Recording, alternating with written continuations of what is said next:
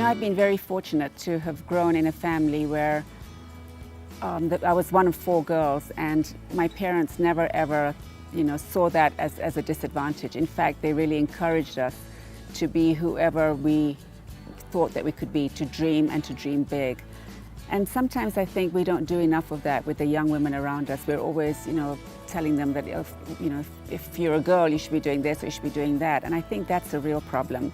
I think the way that we talk to the young women around us by getting them to believe in who they are and believing that they can achieve anything that they want to achieve is so, so important.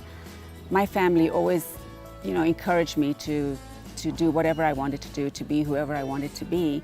And the issue of gender never was part of the discussion. And that's what I hope we're able to do to the young women around us today. I remember when I started my business 20 years ago, lots of people would say to me, oh, it would be so much easier if you were a man, as if being a woman was some kind of a flaw.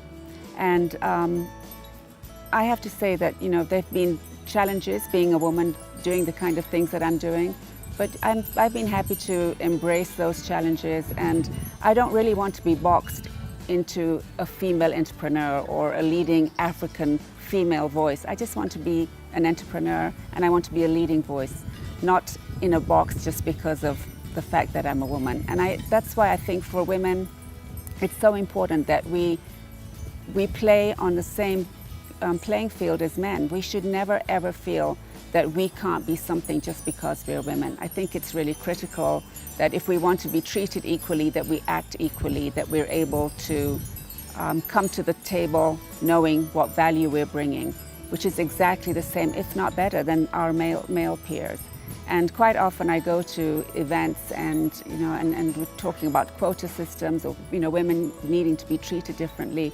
And I realize that there are challenges with not having enough women in leadership, but as women we should also be prepared to play and to play hard and to play as the difficult games that the same as men do. So I really hope that in some way that you're watching this and you want to do something that you might think is really difficult and you think the challenge is going to be because of your gender, that I hope this manages to change your mind and just know that being a woman is not a flaw. In fact, it's such an advantage because we have so much more that we can bring. We have a sensitivity and we have a nurturing spirit that it does so well in leadership. And I know it has served me really well. And I really hope that whoever's watching or listening to this, that you'll be able to be inspired to know that women in leadership needs you and needs your voice, and we mustn't leave before we leave. And I think that's something that a lot of women do, is that they'll come, and I interview so many women in my job, and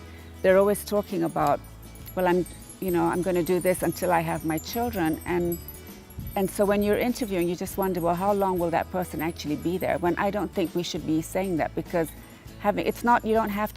you can have it all. I really do. I believe you can raise a family, you can have a successful career, you can do all those things, but it has to come from a belief in yourself that you actually can do those things, and that we're able to contribute to leadership at every level, corporate, political, whichever kind of leadership that we feel drawn into, that as women we can take our place at the table and we can bring value to whatever area it is that we feel that we excel in.